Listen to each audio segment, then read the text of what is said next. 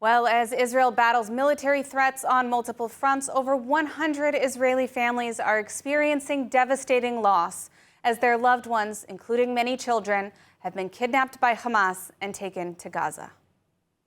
On Saturday, Israeli ambassador to the UN Gilad Erdan held a session with the families of the kidnapped Israelis, as well as dual nationalities, at the United Nations, in which he castigated the UN for its criticism of Israel defending itself and indifference to Israeli captives.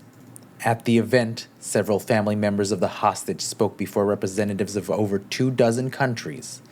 The same week, outside the UN, the faces of Israeli captives were projected on the UN building in New York City to raise awareness.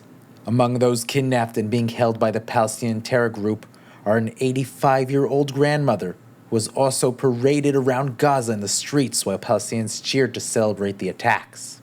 A young Israeli woman named Noah, who was dragged away from the music festival the terrorists attacked in, is now a viral footage. And an Israeli mother, Doron Asher, and her 2 children, Raz and Aviv, one of whom is just 2 years old. In some cases, entire families were kidnapped. In others, the children were taken away from the families in front of their parents, many of whom were shot after.